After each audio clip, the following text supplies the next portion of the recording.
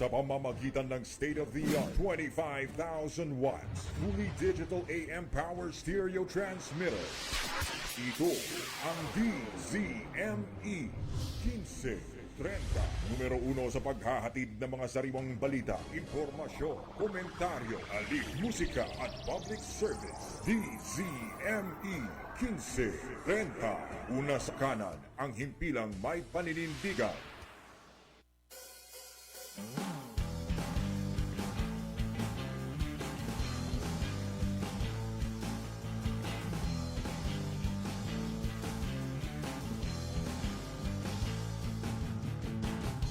Simula sa lakbay ng buhay.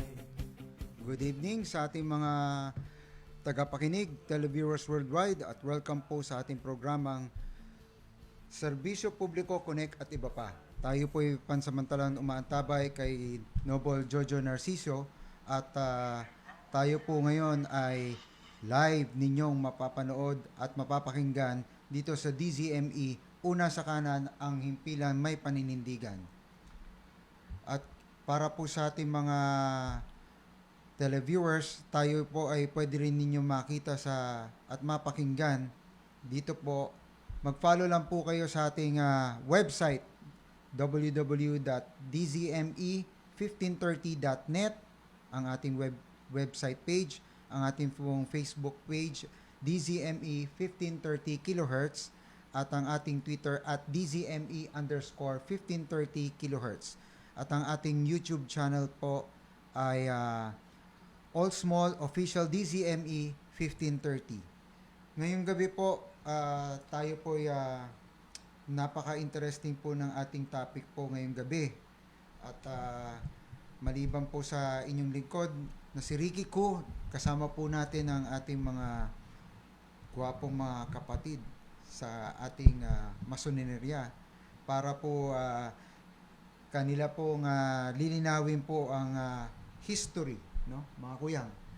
Opo. Ang ating history, alam niyo po, sadya pong ito po ang ating angsang patriot, si Timothy Paes, no? Ang ating tatalakayin ngayong araw dahil po sa kanyang kasaysayan, hindi lang po sa Pilipinas, bukod po dito sa ating masoneria.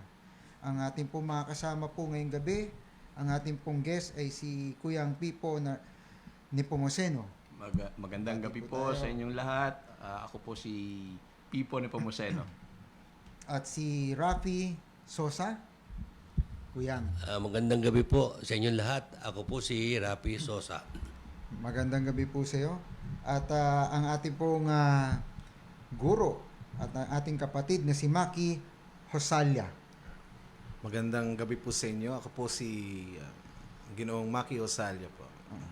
Mga kuyang, sila po ay kasamahan po natin sa Bonifacio Lodge, number 2, Cavite. Tama po ba? Opo. We are from the Andres Bonifacio Lodge number 2, Gran Loya Nacional de Filipinas. Matatagpuan po ang aming pagawaan sa Templo Kalayaan sa Kawit, Cavite.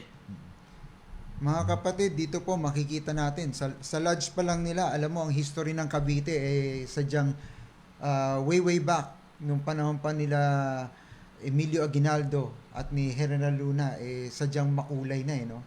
So, ang ating pong topic ngayon ay tungkol po kay Timoteo Paes. Oo.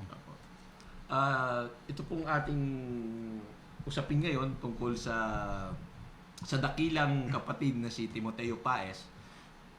Siya po kasi consider natin na ansang hero or ansang patriot ng mga panahon ng himagsikan. Actually, he has been involved sa mga reformista simula po nung siya'y nung kabataan pa niya.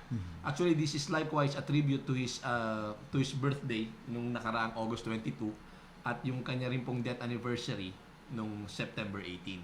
So, si Timoteo Paes po was from Tondo. He studied his primary in the Escuela de Instrucción Primaria in Tondo. Then eventually, he studied bookkeeping in a government nautical school And then he eventually became involved in sabihin natin na siguro accounting world nung araw because he was a bookkeeper.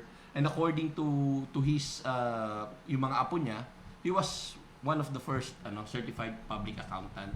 I don't know the Spanish term pero we had a certificate that he was a certified public accountant during his years. Okay. Kasama po ba yun doon sa yung certificate? Nandiyan po? Hindi po. Wala. Actually, medyo malaki po yung diploma na kaya okay. hindi ko na na-scan. Opo, pero I'm willing to show it siguro some other time. Okay. Opo. He was a commercial employee, yung pong sa Carriage and Company na shipping company, doon po siya unang nagtrabaho. During those times din, doon siya naging part ng mga reformista. So kuya, siguro you can enlighten yung mga ating viewers kung paano natin maiduduktong-duktong sa ating history yung pangalan ni Kuyang Timoteo dun sa mga ibang masoneria na kagaya nila Emilio Aguinaldo, General Luna, kasi noong panahon ng gera, karamihan dyan, the masonry made history, di ba? Opo, kuya. Siguro simulan po natin sa tinatawag natin na Masonic Triumvirate. Yung pong Masonic Triumvirate na binubuo unang-una ni Jose Rizal, ni Marcelo H. del Pilar, at ni Graciano Lopez Haina. So these three, what do you call this? Hermanos, the term used by the Familia Española referring to brother Masons, sila po talaga yung nagsimula o may akda kung bakit may masoneria dito sa ating bansa. So one of the, sasabihin natin na benefactor na unang naging masong Pilipino was Timoteo Paez. Oh. Bakit po? Nung dinala po dito sa ating bansa ni Pedro Serrano, dahil nga po talagang after the establishment of the Grande Oriente Espanyol, which the Constitution speaks or the preamble speaks na para bagang yung pagkakatayo ng Grande Oriente Espanyol is para sa Pilipinas talaga. So nagplano po si Del Pilar na pumunta rito sa Pilipinas kasama si Pedro Serrano upang itayo or upang magpunla ng binhi ng masoneria. So nung time pong yun, hindi nakasama si Del Pilar. So si Pedro Serrano lang ang nakapunta rito sa ating bansa at kagad-agad naman po siyang umaksyon at nagpunla nga ng binhi ng masoneria. At isa po doon na napasama ay si Timoteo Paez. Kasi po yung ibang naging katulong niya na ay galing po or what we call this initiated sa abroad po. Si Paez lang ang initiated dito sa ating bansa. At hindi lang po basta initiated si Timoteo Paez. Actually, he was Mason at sight. He was made Mason by a 32nd degree Mason. 32nd degree pala siya. Hindi po, ano po, ang yung pong nag-initiate sa kanya, which is Graciano Lopez Haina, under the Celestial Canopy. Ibig sabihin po, sa ilalim lang ng kalawakan, ginawang mason si Timoteo Paez. Kung bakit po, siguro po ganun po kakapangyarihan ang rights po na pinapractice nila, which is the so-called Rito Escocés Antiguo e Acceptado or the so-called Asian and Accepted Scottish Rites. Kasabay po ni Paez na maging mason or at sight ay si Diodato Arellano, which is ang kauna-unahan, supremo at pangulo ng Katipunan. So doon po makita nyo na talagang may patutunguhan na ang pagiging mason ni Timoteo Paez. At then, kinuha po siya at naging part siya ng tinatawag na Mother Lodge, which is Nilad Lodge. Yung Nilad Lodge po is ang root word daw nito is coming from that anilad tree na matatagpuan lang sa may parting Intramuros or sa may parting coastal area ng Maynila. Anyway po, nung itinayo ang Nilad, he was the orator or the orador. Pero sabi naman po niya sa kanyang sa panayam sa kanya ni Manuel Artigas y Cuerva na siya raw naman po ay isa sa Masters of Ceremony or expert. Pero siguro po nung time na in-interview siya baka nakalimutan na ni Timoteo Paez kung ano naging position niya. Pero according to the history, Philippine History on Masonry na libro po ni Most Worshipful Calao na he was an orator. Ano po? Hermano Maki, may masabi ka ba sa yung sa pagiging mason niya nung Yes. when he was in Nilad? Kasi ang Hermano Timoteo Paez ay binanggit mismo doon sa interview ni Cuerva na siyang founder ng Nilad. At least from the perspective of dun sa reference na inano ni So ito Cuerva. yung first Filipino lodge, yung Nilad 114. Yes. Yes, oo. under the Grande Oriente Español, it's the so-called Spanish family. Spanish family. Spanish family. Kung bakit is si Timoteo Paez kasi ang gumagalaw talaga, lumalabas na gumagalaw dito sa Manila para dun sa La Propaganda. Kasi ang Hermano Timoteo Paez, batay dun sa mga sources na nabasa ko, 1888 pa lang kumikilos na. Alam nyo, 1888. 1888. Oo. So, nag-start ang propaganda, di ba? Pabagsak na. Si Hermano Timoteo Paez pala, ang siyang naging sanhi para magpatuloy ito. Kasi, kinakailangan nila ng funding doon. So, dito sa mga sources na nakita namin, na itong si Timoteo Paez, ang siyang head ng La Propaganda dito. Tapos siya mismo yung naglilikom ng mga salapi para dalhin doon, para ipadala doon sa mga patriots so makikita mo yung laki ng Yung lawak ng yes, yung yung scope laki ng- nung kanyang partisipasyon para maitatag itong bansa ito. Kasi sa history natin, after ng propaganda period, yun yung revolution, tapos yun yung nationhood. Di ba? Kasi hindi kasi hindi magiging matagumpay yung revolusyon kung hindi na yung mga tao, hindi naliwanagan ng propaganda period. Nung time po kasi kuya ng La Propaganda, they sell copies of these propagandas. Sometimes they just give it for free, but sometimes they sell. Doon po sila kumikita. And this, yung kita po nito is, ito po yung pinapadala sa mga patriots natin, katulad ng sinabi ni Hermano Maki, sa ibang bansa po. This is what they called as pension. So may pension po sila.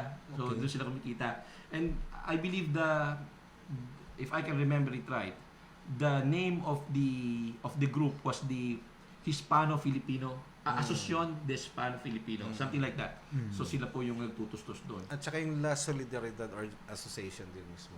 Yes, Yeah. which is the directorship was under the directorship was under Graciano Lopez Haina. Kasi po nung nagpa-meeting po dito sa Pilipinas, ang mga propagandista, ang representante po ni Graciano Lopez Haina was Timoteo Paez. So ganun po yung connection nila. So, Para siyang yung tao behind the scene. yes. So That he nakita is niyo so po, powerful that he's the one may initiating may connection po lahat. siya. May connection kay Rizal, may connection siya kay Graciano Lopez Haina, and later on kay Marcelo H. del Pilar nung naitatag na ang masonerya dito.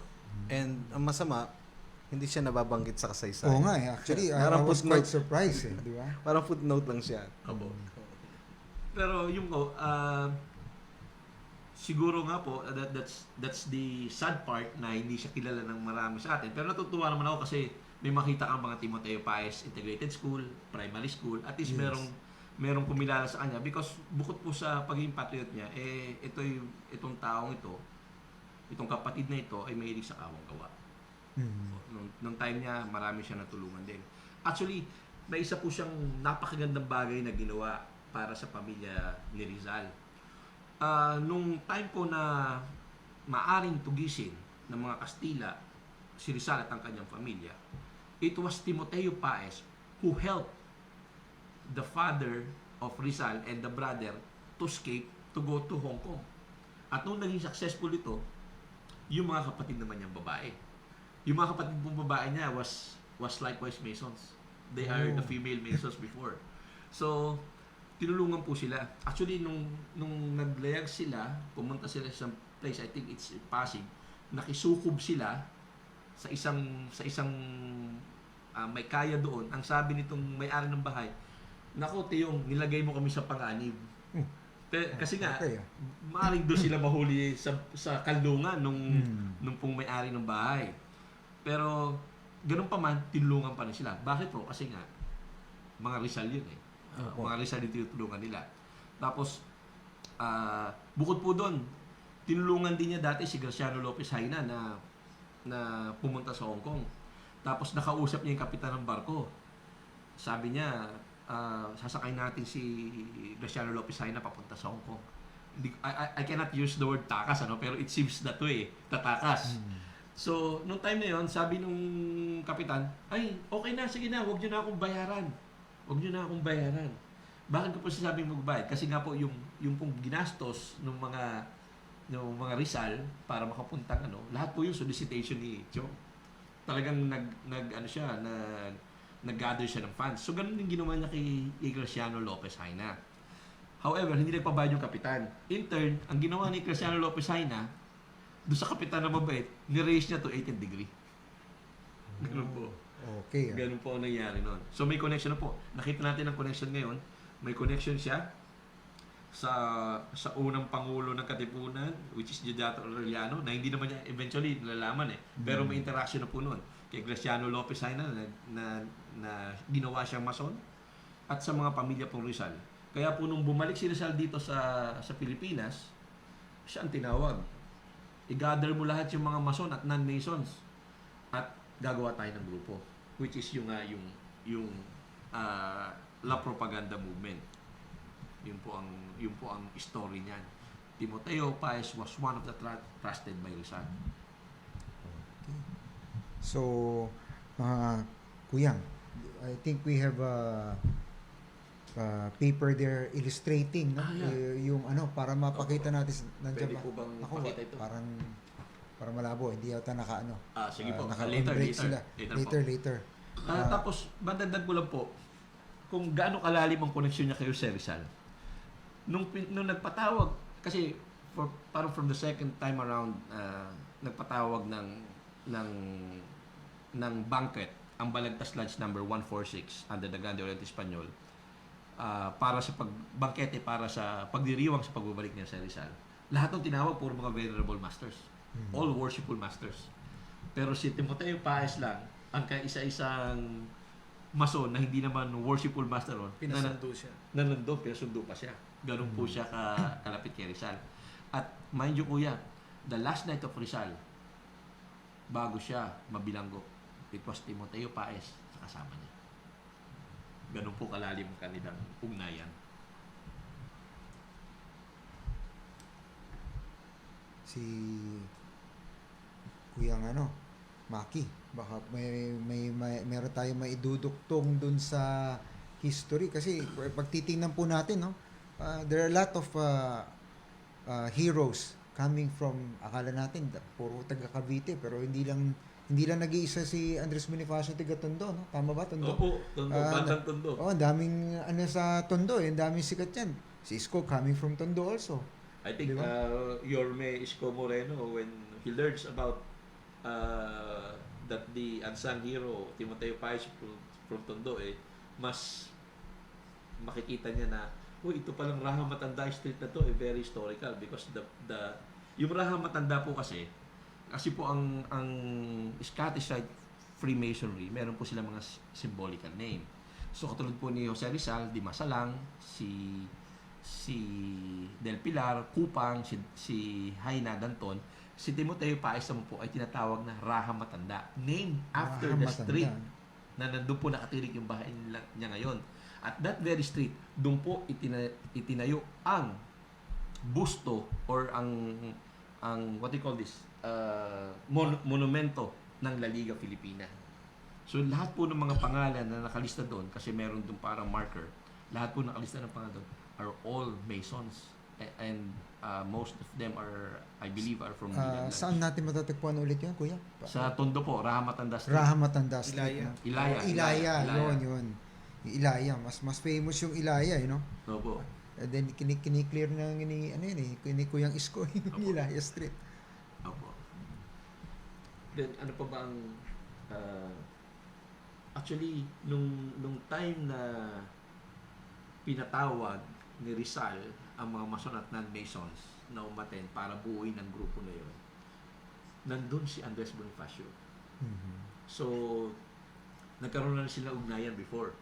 Tapos, part of that ugnayan is nung time na officer na si Timoteo Paez nitong La Propaganda Movement, Timoteo Paez was the one distributing yung tinatawag na dekalogo ni Andres Bonifacio. So talagang may ugnayan po siya sa mga bigating pangalang mga national heroes natin noong pa man. But he was never mentioned. He was just behind the scene. Oo. Pero he's doing a good job, a very good job.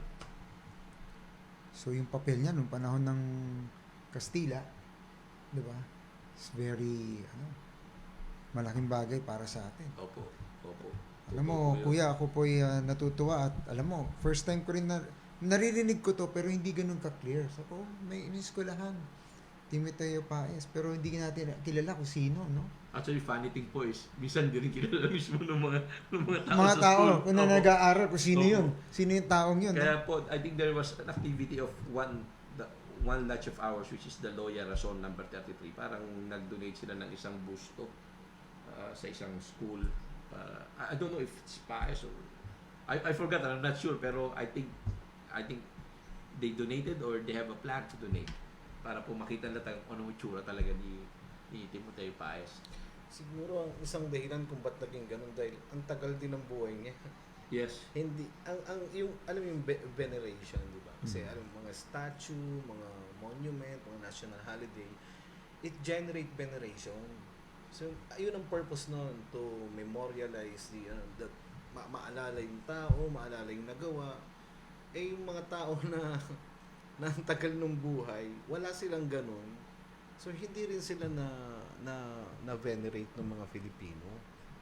Na kalimutan na rin ng Which is the same case with President Aguinaldo. Aguinaldo. Kasi matagal siya ng buhay. Wala naman siya masyado siyang mga estatwa o monumento. Kasi nga, hindi necessary. Unlike sa mga naunang namatay na mayapa ng mga bayani natin, napatayo agad sila ng Alaala. ng mga busto, ng mga alaala. So, mas kinilala sila. Yun kasi yung it generates veneration. Tapos yung veneration na yun, na later on, lalaki yung respeto at saka nandoon. Hindi, siguro, So, kuya, isang rin doon siguro, sa aking pananaw, dahil pagka mahaba yung buhay mo, yung history mo na time na yon, at ikaw yung tiga-sulat, syempre, pag ikaw tiga-sulat, nasusulat mo yung unang nauna, Yun ang unang namatay. casualty sa gera. Pero yung sa sarili mo, wala kang may Yeah. kasi ikaw yung may hawak ng Tama po. libro eh. Oo. At saka isa pa, parang he is working secretly. Parang he was an agent of The the, term is, state. He was working clandestinely. Clandestinely. Yun ang term na ginamit sa mga sources na he's working to a state about to be born. Kasi wala pang Filipino state at that time. Wala pang Filipino nation. We are still under a colony of Spain and later nung America. So, ayun ang nakikita kong gawain ni Herman at Yong na hindi na ng kasaysayan. Na hindi na i-record. Yeah. Parang naging footnote na lang talaga siya nawala. So, he's an unsung hero na dapat ipakilala sa tao. Well, mga kapatid at ang mga sa ating televiewer, ito po ay hindi po haka-haka lang, no? Opo. This is based on history. As a matter of fact, wala lang po yung magsusum in natin eh. They can see the triangular ano eh. Hindi, mamaya pagpasok ulit. Later. O baka pwede natin mapa-zoom in para mas malinawan natin yung papel na ginampanan po ng ating matatawag po na hero Opo. ng ating kapatid. Eventually po kasi nung Ayan. Kuya, baka pwede mapa-zoom in to? Makisuyo lang po. Ito po. Yan. Okay. Yan. Okay. so makita nyo po dito, okay na po ba? Yan. Okay. Okay, naka-zoom in na tayo. Ay, okay. So makita nyo po dito sa larawan, this was a copy of siguro po page po ito ng isang magazine nung araw or publishing nun, ano? Ito po yung makikita nila sa National Museum, no? Hindi po. Wala yan. Galing po ito sa ano? Galing po ito sa Pamilya Paes. Pamilya Paes. Opo, galing Okay. po sa Pamilya Paes. Mm-mm. Opo. Sa collection. Opo. So makita niyo po dito yung tinatawag na Masonic Triumvirate na si Jose Rizal na siya po ay Si Jose ito Rizal po, dyan. Jose Yan, Rizal, ito. Jose Ang Rizal. ating kapatid. Opo, Jose Rizal, then si Marcelo Is del Pilar, Nasi baba. then si Graciano Lopez Aina. So sila po yung triumvirate. Yung nasa gitna pong matanda, siya po ang fundador o founder ng Grande Oriente Espanyol. Ang Grande Oriente Espanyol po ang nagtatag ng tinatawag na Philippine Masonry. Although ang tawag po sa kanila is Spanish family kasi under po sila ng jurisdiction ng Spain. So makita niyo po naman dito, ito naman po ay si Jose A. Ramos. Siya po ang Venerable Master or Venerable Maestre o tinatawag natin na Worshipful Master ng Nidad Lodge noong 1890. At sa baba po, ang walang iba, ang ating bayani na si Timoteo Paes na siya ay naging orador or orator ng Nilad. So makita niyo po, beginning pa lang ng masoneria dito sa Pilipinas. Yung Philippine Masonry, nandun na po siya. Kasi nung araw po kasi may Philippine Masonry na eh. Kaso nga mga Spanish or mga tawag doon Peninsulares, Insulares pa ang gustong magtatag ng tinatawag na Philippine Freemasonry, pero hindi puro yun eh. Naging puro lang eventually nung naitatag na yung jurisdiction namin. Yun po. Well, anyway, pupunta po tayo doon. Ang totoo niyan, iba yung history of Masonry in the Philippines dun sa history of the Filipino Mason. Kasi yung history of Filipino Mason, it starts when the first Filipino Lodge was established. Yun nga yung nilad. Kasi hindi nila pinapayagan ang mga native Filipino at that time na pumasok sa Masonry. Si Del Pilar lang through Moraita ang naging cause para payagan ng GOE, ng Grand Master ng GOE na magkaroon ng All Filipino Lodge. Actually, Yun nga yung nilad. Actually, kuya, nung time na nagkakaroon ng maraming lodges dito from different jurisdiction nung araw, merong mga British, I think may Aleman, German, Yeah, and of Aleman. course, Spanish Masonry. Ayaw lang payagan ang sumali ang mga Pilipino eh. Native. Mga Indio, Indio. ayaw lang payagan. Pero nung pumunta sa Spain, ito mga ilustrados natin, ito Yan sa yung different story. triangle. Aba, kami dito welcome. Pero sa Pilipinas, hindi. Hindi. So doon, I think doon nagkaroon ng pagkakataon na Doon nagsimula. proliferate ang Yes. So, ang it Masonry. should be, nilad should be the very foundation of Filipino Masonry. of sa- the history of Philippine. Yes, sa Pilipinas. Kasi sabi nga, Philippine Freemasonry and Filipino Masonry is two different thing. Kasi darating po tayo dyan. Kasi nung time po kasi, nagkaroon ng, I believe everybody is aware, nagkaroon ng fusion ang Grande Oriente Espanyol at ang Grand Lodge of the Philippine Islands. which is the Grand Lodge of Philippine Islands, is binuo po yan ng it came from the Grand Lodge of California. Eventually nagkaroon ng fusion. So yung mga lodges ng Grande Oriente Espanyol was when they merge, napasailalim na ng Grand Lodge of the Philippine Islands. Actually si Timoteo Paez po napasama siya doon Grand Lodge. sa Grand Lodge of the Philippine Islands. Okay. Part siya noon. Pero siguro nga po dahil sa pagka-dugong makabayan niya, at sabi nga nung isang nasulat is very precious daw yung inheritance na nakuha natin. Meron po kasi tinatawag na Breve Memorial Masonico na sinasabi nitong Timoteo Paez na itong Rito Escocés Antigo e Aceptado, or the right of, o yung ancient accepted Scottish rights na pinamana ng mga bayani natin is a precious inheritance. So sinabi po nila yan. So siguro noon naisip niya na gusto kong bumalik doon sa rito na yon. So sabi nila he was natiwalag daw sa Grand Lodge ng Philippine Islands. However, may nakita kaming dokumento na there was a dimit. Oo. Na may dimit Nakikita ba siya. yan? Ito. Iharap natin konti. Saan po Yan. ba? Dito, yan. Ayan. Yan. Ito. So may nakita po Yan, kaming yan. dimit certificate. Dimit certificate po yan na ang sinabi po dito, Yan. Pakibasa lang, kuya. dimit plancha dicite to all ancient free and accepted masons whichsoever dispersed around the globe. This is to certify that tinawag pong brother Timoteo Paez, whose signature appears in the margin thereof, is a master mason in good standing and was until the date member of the Sinukuan Lodge number 16 FNAM under the jurisdiction of the Grand Lodge of the Philippine Islands, having paid all dues and being in good fellowship with the brethren.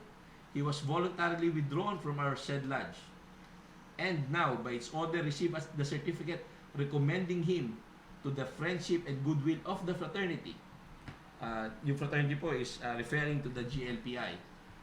Wherever he may be, given at the hall of the lodge aforesaid at Manila, Philippines, at April 28, 1523. Yung po that is 1923. Noong 1924 po, a year after the Dimit, doon po ipinanganak ang tinatawag na Filipino family, the history of the Filipino Masons. Kasi po, nung Grande Oriente Espanyol, they are so-called Spanish family. Noong 1924 po, nagtipon-tipon ang daang-daang mga Mason sa isang theater sa Manila. I think it's in Ilaya din. Rizal Theater. Rizal Theater, Rizal. in Ilaya rin. Then they proclaimed that this is the birth of the Filipino family of Universal Freemasonry, which is called the Supremo Consejo del Grado 33 para Filipina. It is a Supreme Council of the third degree, first in the Far East po. And then, sa ilalim po noon ay tinayo ang obedience na tinatawag natin Gran Loya Nacional de Filipinas, kung saan po kami ay nabibilang. Yun po. So yun po yung Filipino family. So makikita niyo po na hindi natapos yung pagiging makabayan ni Timoteo Paez. Talagang nagtatagpo siya. Ang kuya kasi nung araw kasi yung mga third degree, meron silang kapangyarihang magtayo ng Supreme Council. Eh nung time po kasi ang Supreme Council ay one per nation. Eh nung time po yun, since the Philippines is a nation na, wala pa naman Supreme Council dito. So itinatagpo lang kung ano ng Supreme Council dito sa Pilipinas, and actually in Asia. In Asia po. Tapos parang ano po yun na short-lived. Parang hindi nagtuloy-tuloy, parang merong downtimes, pero 1927 po na reconstitute. So ito pong isang third degree from the Supremo Consejo de España and its dependency, pumunta po rito to constitute, kilalanin po ang Supreme Council ng Philippines, which is the Supremo Consejo del Grand Pentetres para Pilipinas. Ang ipinadala po nila at naging honorary Grand Commander ay si Walter Brugman. Tapos ang tumayo pong Sovereign Grand Commander noon ay wala pong iba kundi ang ating bayaning si Timoteo Paez. So, yun po, isang ano po 'yan, isang history na hindi po actually nalalaman ng iba kasi wala rin nasulat.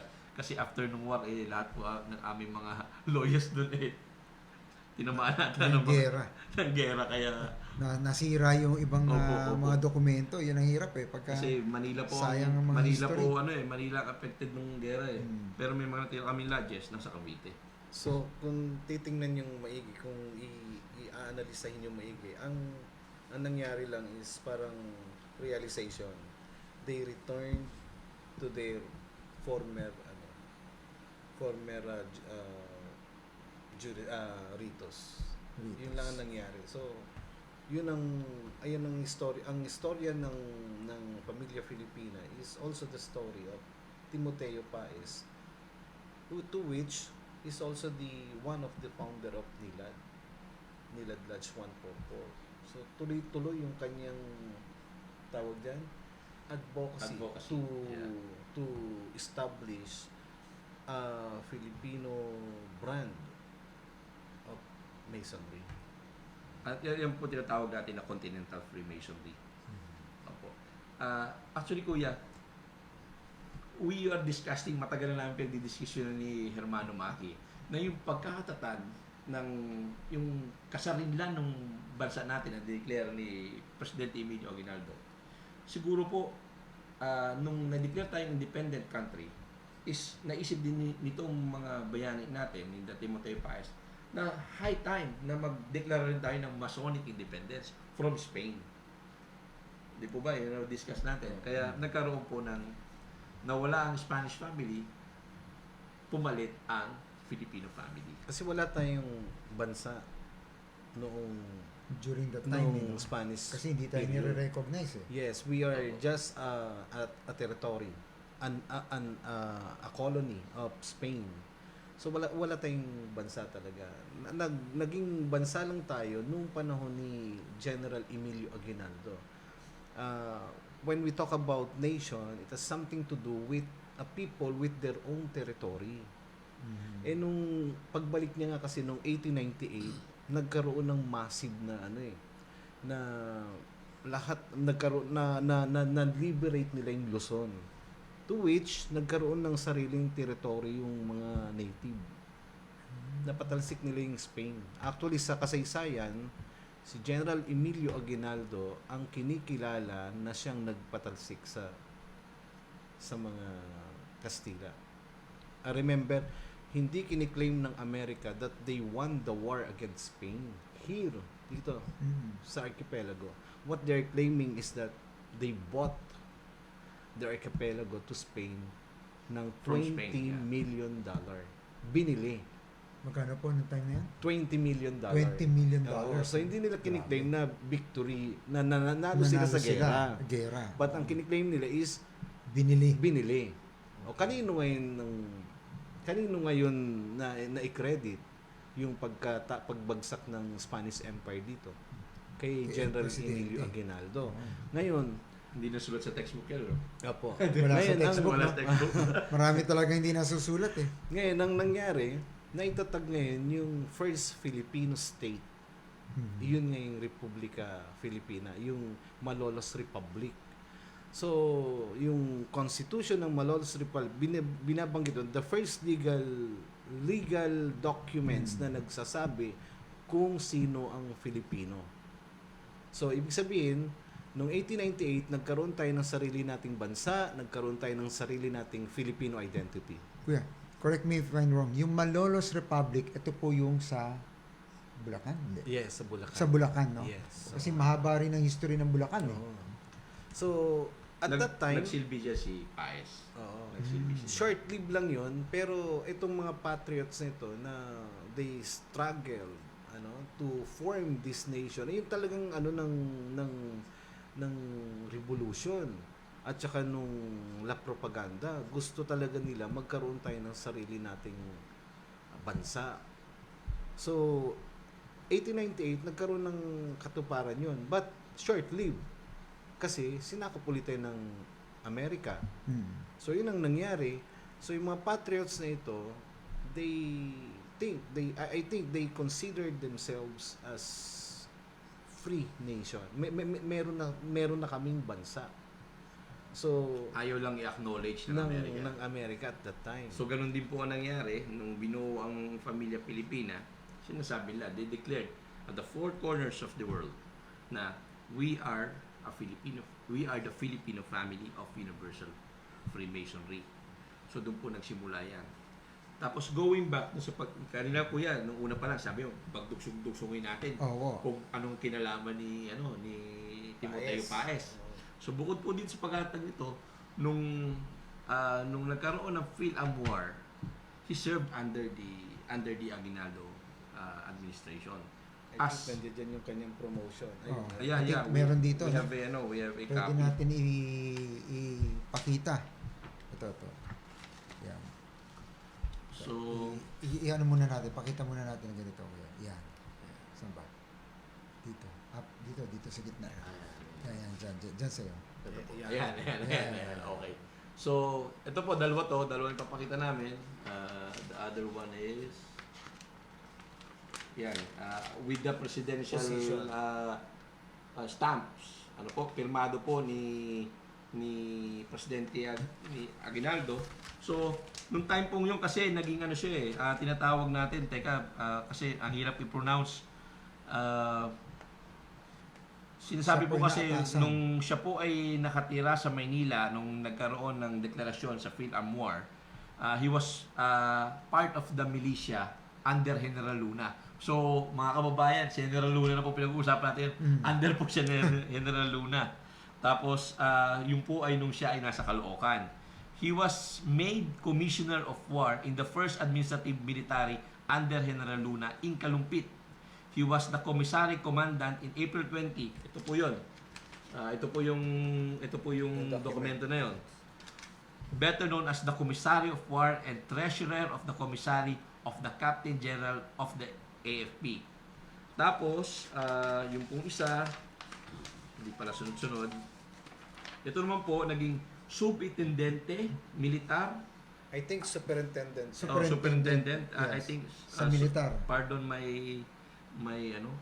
Pastila may kasi. ignorance sa Spanish. Dito po siya kinikilalang Teniente Coronel. Teniente. Opo, Teniente So, Coronel yan siya. ang commission.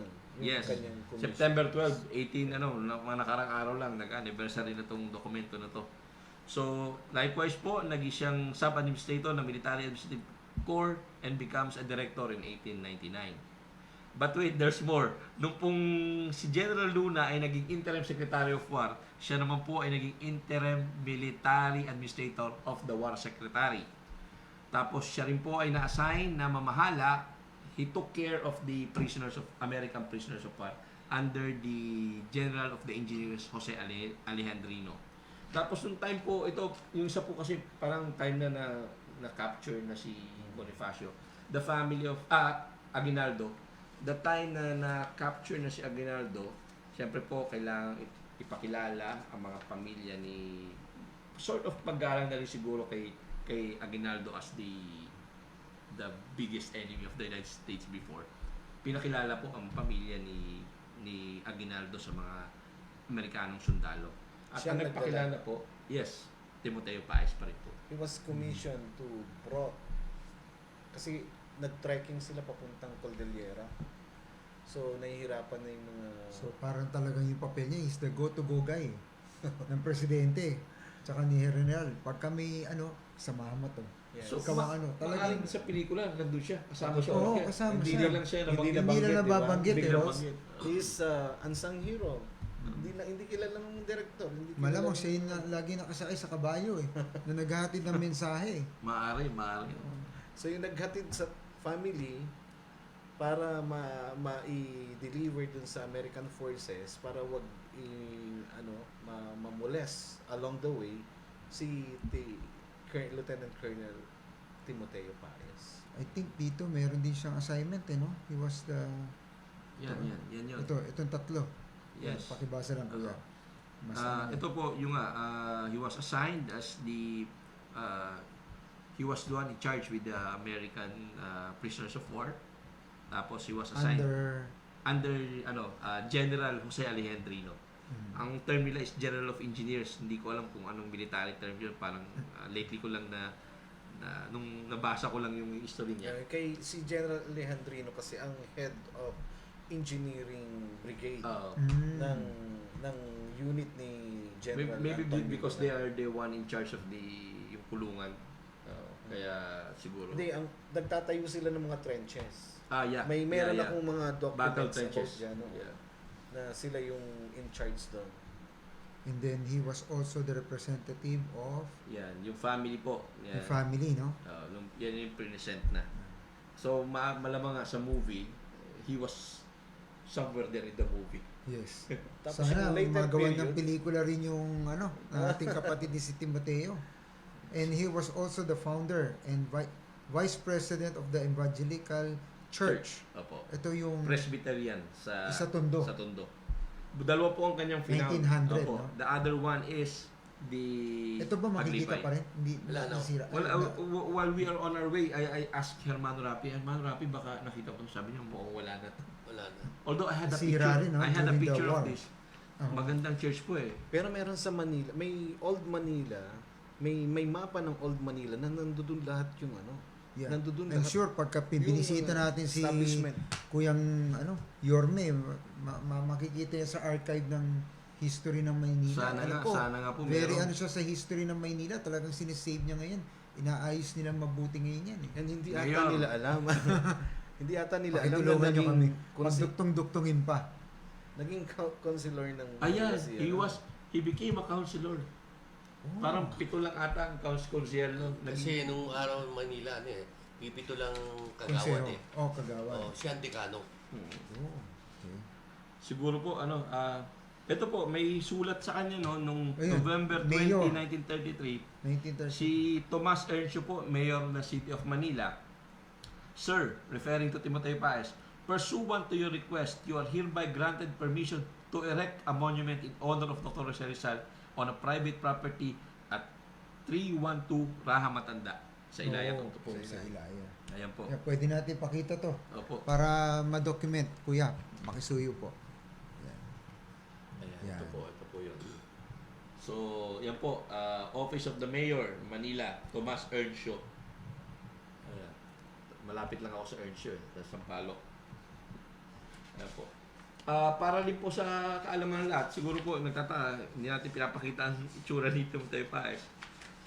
Ito po, Pakita natin may larawan po kami. Yan. He was, he is wearing the tinatawag natin na the 33rd degree collar. Ito po ang 33rd degree collar. Nung araw po kasi ito lang ang aming larawan ni SGIG Timoteo Paez eh. Sa nanliksik po ng aming lawyer sa pamumuno nung dating marangal na guro na si Abel Diaz. Hi Abel, nasa Switzerland. Nakita po namin yung iba pang mga larawan, hindi lang ito. Okay. At ito po, kuya. Hindi po kasi ang isang oras. Oo nga, kulang. Sa katunayan, ang oras po natin ngayon 7:49 PM. No? At, Ayun po. Ito na po yun, ito pong initiated na construction monument ng Liga Filipina Tondo. Ito na po yung sulat ni Tomas Erncio na pinapayagan siyang magtayo ng monumento ron. Hindi talaga kasi isang oras kulang talaga Actually, sa meron pa oras. tayo mga gusto i-discuss sana. Opo. Well, anyway, babatiin lang po namin yung aming illustrious noble, Nelson Yao. Ang Mabuhay Shriner Philippines po, 53rd Ceremonial, September 26, 27, and 28.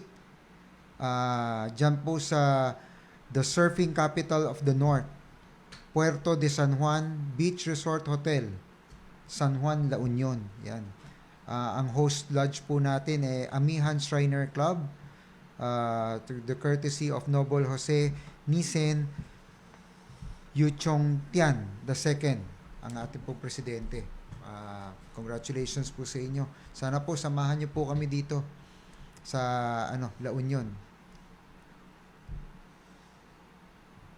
Para po dun sa mga ating nanonood, ang SCWC Connect, sakaling hindi nyo mapanood, no?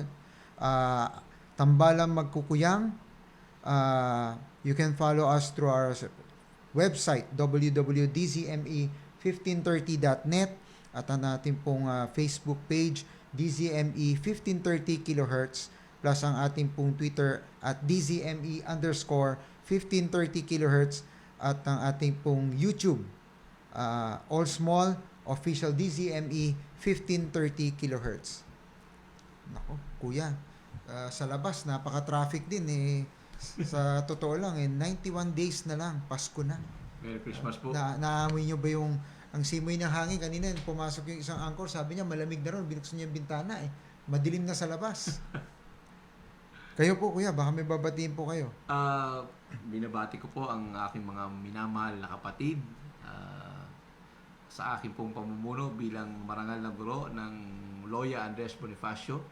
Bilang dalawa, binabati ko po kayo at pinalakas na labdos, tuloy-tuloy po natin. Binabati ko rin po ang bumubuo ng Grand Loya National de Filipinas sa pamumuno ng dakilang guro na si Hermano Benji Escabel, ang ating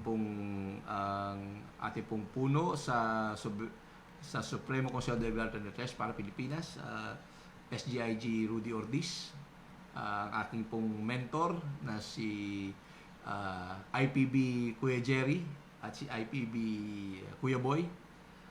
Binabati ko rin po ang lahat po ng mga marangal ng guro na lahat ng Loya Simbolikas. Binabati ko ang dating marangal na guro na si Abel Diaz na ngayon nasa Ibayong Dagat. Mga kapatid ko sa Alpha Phi Omega at ang Alpha Phi Omega Mandin Marinduque Alumni Association, ang Manila Law Petitioning Chapter, Alpha Phi Omega. Kamusta po kayo mga kapatid? At ang aking mga kababayan sa Marinduque, sasamantalayin ko na batiin po kayo. At ang aking may bahay, walang iba kundi si Doktora Maria Iris Nepomuceno at ang aking anak na si Isaac. Hello Isaac, Daddy loves you so much. Be strong and happy. Kuya. Binabati ko ang aking may bahay, si Marisa Osalia, at ang aking dalawang anak, si Samantha Veronica at saka si Victoria Dominic. Binabati ko rin yung aking mga kasamahan dyan sa Batasan National High School, Ma'am Irene Sipagan at saka yung iba pang mga kasama sa pagtuturo. Maraming salamat. Magandang gabi uli. Binabati ko ang buong pamilya. Yung isang anak ko ay si Rose Ann ay nakapanganak ng maayos. At ganoon din po sa mga kapatid na hermanos sa Labdos.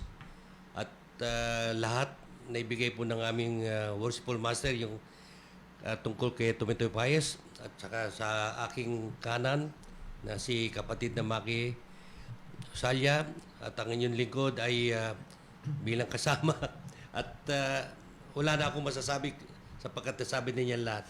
Ang masasabi ko lang po, dudugtong ko yung monumento ni Rizal sa lugar namin kasi tiga-Tondo po ako doon sa kanto ng Rahamatanda at Ilaya. Yan po ay makikita nyo ron. Ganda lang po at magandang gabi po sa inyong lahat. Last fact, kuya pala, Yes. nakalimutan ko sabihin. Nung pong inilibing si Jose Rizal, ipinagkatiwala po ang luksang parangal ng kanyang ina. Yung ina po ni Jose Rizal, pinagkatiwala po ang luksang parangal para kay Rizal ay kay Timoteo Paez. So yung pong panghabang Talagang yung role niya, posisyon- talagang napakalawak eh, no? Opo. Yun lang po. Alam nyo, mga ating mga televiewers, napaka ganda po ng ating topic for tonight. Kung inyo po makikita, minsan, ang hero hindi na bibigyan pugay sa kanyang mga nagagawa, no? Siguro dahil, noong time na yun, dahil panahon ng gera. Pero, sa tingin ko, dapat lahat bigyan natin ng parangal, no? Lalo na ang ating kapatid ni si Timoteo Paez na ang scope at lawak na makikita nyo, meron tayong mga triangular na papel. Makikita natin kung paano gumalaw ang ating mga heroes nung time na yon, sa hirap ng buhay pa nun, gera, no? Sana po tayo bilang mga Pilipino bigyan po natin pugay ang ating mga ninuno, no? Pwede natin masabing ninuno. Actually, lahat po ng kung bakit po tayo malaya ngayon, lahat po ng nakiisa at nagbuwis ng kanilang buhay nung himagsikan, ay kami po ay sumasaludo sa inyo at nagpapasalamat. Yes, sir. Maraming salamat po. Oo. Salamat po. Well, anyway, sa ating mga viewers, ito dapat batiin natin ang ating mga isa pang hero, ang ating po mga OFW tagapakinig sa Qatar, Dubai, Saudi Arabia, Singapore, Hong Kong, at Vietnam, Thailand. Happy viewing po sa inyo. Ito po yung talaga nag-review sa amin. Pag mamayang gabi, makikita mo, pag nag-tune in tayo sa Facebook, talaga makikita mo sila naka-view sa atin at tumatangkilik sa ating programa. But anyway, sa ngalan po ng DCME, 1530 kHz, una sa kanan, ang himpilang may paninindigan. Kami po ay antabayan nyo ulit bukas. Magandang gabi po sa inyong lahat. Ako po ang inyong lingkod, Ricky Koo, at ang aking po mga kasama mula po sa Andres Bonifacio Lodge 2, Cavite. Magandang gabi po sa inyong lahat. Nagsimula sa lakbay ng